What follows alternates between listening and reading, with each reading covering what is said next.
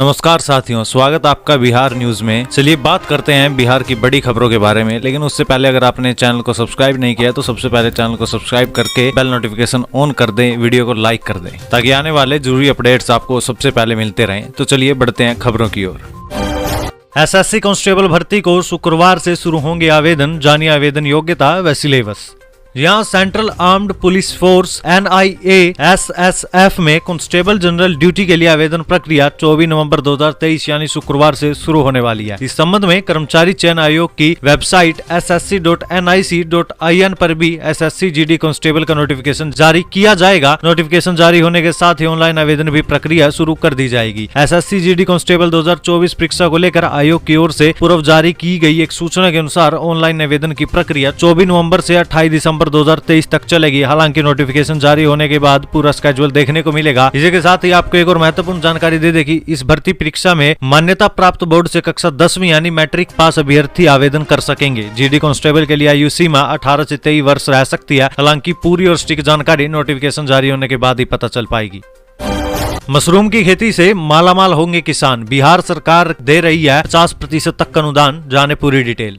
देखिए, बिहार की राज्य सरकार किसानों के लिए कई कल्याणकारी योजनाएं चलाती है। इसी क्रम में एकीकृत बागवानी मिशन योजना, जिसके तहत मशरूम की खेती करने पर 50% यानी कि 10 लाख रुपए तक का अनुदान मिलेगा। इसके अलावा किसानों को खेती करने के लिए बैंक से लोन भी मिल सकेगा। इस योजना का उद्देश्य किसानों की आमदनी को बढ़ाना है। फिलहाल राज्य के हजारों किसान इस स्कीम का लाभ उठा रहे हैं। पिछले कुछ सालों में बिहार समेत अन्य राज्यों में मशरूम की डिमांड बढ़ी है। शहरों से लेकर गाँव तक इसे बेहद पसंद किया जा रहा है। दूसरी ओर किसान भी अब पारंपरिक खेती को छोड़कर बागवानी की तरफ आकर्षित हो रहे हैं। अब इसके लिए राज्य सरकार भी आगे आई है। किसानों को कम लागत में ज्यादा का मुनाफा हो, इसके लिए मशरूम की खेती पर 50% का अनुदान सरकार के द्वारा दिया जा रहा है। सरकार ने मशरूम की खेती के लिए 20 लाख इकाई लागत तय की है। ऐसे में 50% यानी कि 10 लाख रुपए सब्सिडी के तौर पर मिलेंगे। अगर आप बिहार के निवासी होने के साथ ही इस योजना के लिए आवेदन कर सकते हैं। देखिए, अगर आप आवेदन करना चाहते हैं तो आपको आवेदन करने का तरीका भी बता देते हैं। एकीकृत बागवानी मिशन योजना का लाभ उठाने के लिए आपको सबसे पहले बिहार सरकार की हॉर्टिकल्चर की वेबसाइट horticulture.bihar.gov.in पर जाना होगा। यहाँ मुख्यमंत्री बागवानी योजना पर जाएं। अब आवेदन का प्रकार अपने आप सिलेक्ट कर लें। अब आपको अपना डीबीटी पंजीकरण संख्या भरना होगा। यहाँ मशरूम की खेती पर मिलने वाली सब्सिडी पर क्लिक करें। अब मांगी गई जानकारी भरने के बाद सबमिट कर दें। हम आपको ये सलाह देते हैं कि आप ये काम स्वयं न करें। अगर आपको अप्लाई करना आता है तो अभी आप इसके लिए आवेदन करें। अगर आपको आवेदन करना नहीं आता तो किसी ऐसे व्यक्ति से आवेदन करवाएं जिसने पहले आवेदन किया हो।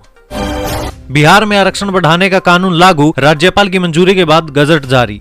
देखिए, बिहार में आरक्षण बढ़ाने वाली नई रिजर्वेशन नीति को राज्यपाल राजेंद्र आलेकर ने मंजूरी दे दी है और हस्ताक्षर कर विधेयक को सरकार के पास लौटा दिया। आरक्षण विधेयक को राज्यपाल के स्तर से मंजूरी मिलने के बाद गजट जारी कर दिया जाएगा। अब सभी सरकारी नौकरियों और सभी नामांकन प्रक्रियाओं में आरक्षित वर्ग के लोगों को 65% तथा 10% आर्थिक रूप से कमजोर लोगों को आरक्षण मिलेगा। नई आरक्षण नीति के तहत अनुसूचित जाति SC के लिए मौजूदा 16% की बजाय 20% आरक्षण, ST के लिए 1% की बजाय 2%, पिछड़े वर्गों OBC के लिए 12% की बजाय 18% और अत्यंत पिछड़ा वर्ग यानी कि EBC के लिए 18% की बजाय 25% आरक्षण की व्यवस्था की गई है। पिछड़ी जाति की महिलाओं को दिया जाने वाला 3% आरक्षण को उसी वर्ग के आरक्षण में समाहित कर दिया गया है। आर्थिक रूप से कमजोर वर्ग को पहले की तरह 10% आरक्षण मिलता रहेगा।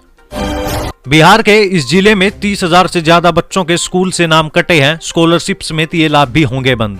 देखिए, सांड जिले में पहली से लेकर 12वीं तक के करीब 30,199 छात्र और छात्राओं के नाम शिक्षा विभाग ने विद्यालयों से काट दिए हैं। विभाग ने कार्रवाई छात्र और छात्राओं की गैर हाजिरी को लेकर की है। मालूम हो कि शिक्षा विभाग के अपर मुख्य सचिव ने लगातार गैर हाजिर रहने पर वैसे बच्चों के नाम काटने के आदेश दिया था। अब जब इन बच्चों के स्कूल से नाम कट गए हैं तो इन्हें स्कूल की तरफ से जो भी सुविधाएं मिलती थी, चाहे वो स्कॉलरशिप हो या अन्य सुविधाएं, वो सब बंद हो जाएंगी। बिना इंश्योरेंस ही 4 साल से दौड़ रही थी मधेपुरा के डीएम की कार, मधुबनी में 4 लोगों को कुचला।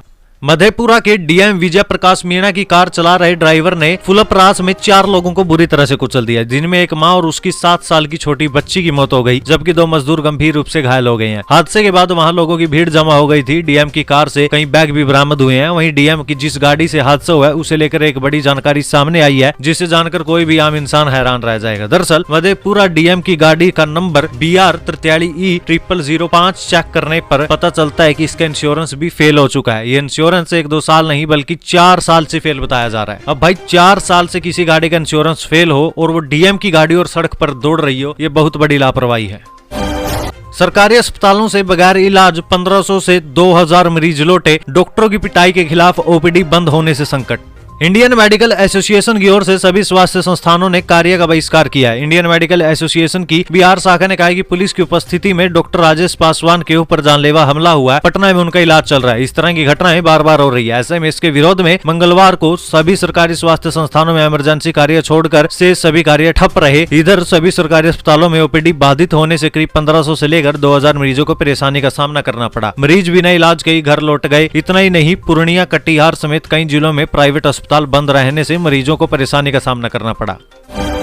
एयरफोर्स जवान की गला रेतकर हत्या। नालंदा में रिश्तेदार पर मर्डर का आरोप। 15 दिन पहले कूड़ा फेंकने को लेकर हुआ था विवाद।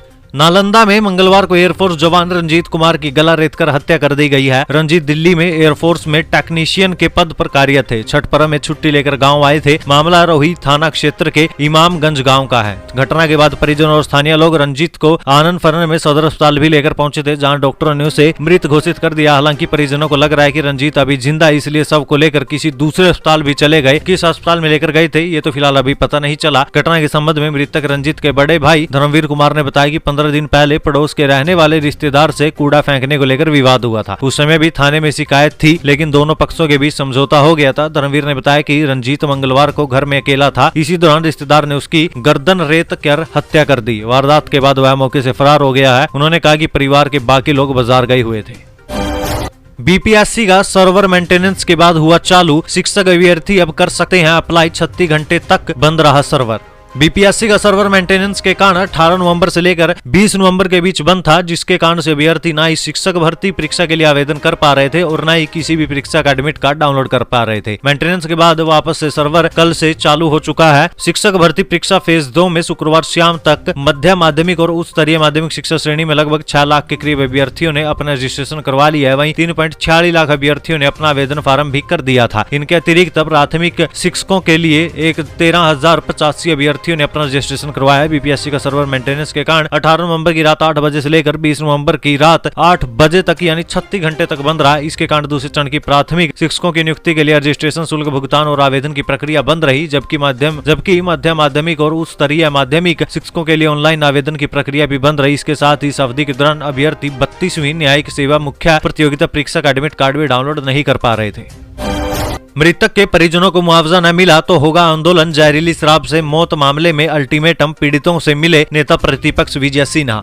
सीतामढ़ी में जहरीली शराब से मौत मामले में भाजपा ने पीड़ित परिवार को मुआवजा, आश्रितों को रोजगार और दोषी पर कार्रवाई की मांग किया। अगर ये मांगे पूरी नहीं हुई तो आंदोलन की चेतावनी दी है। इसके लिए 1 सप्ताह का अल्टीमेटम दिया गया। बाजपट्टी में जहरीली शराब से मरने वालों के परिजनों से मिलने नेता प्रतिपक्ष विजय सिन्हा पहुंचे। उन्होंने एसपी को फोन पर थानाध्यक्ष को अविलंब हटाने, उनकी संपत्ति की जाँच कराने और मृतक के परिजनों को मुआवजा के लिए आवश्यक प्रक्रिया करने की मांग की है। उन्होंने कहा कि सरकार और प्रशासन बंदी के बावजूद लोगों को शराब पिलाकर महिलाओं को विधवा और बच्चों को अनाथ बना रही है।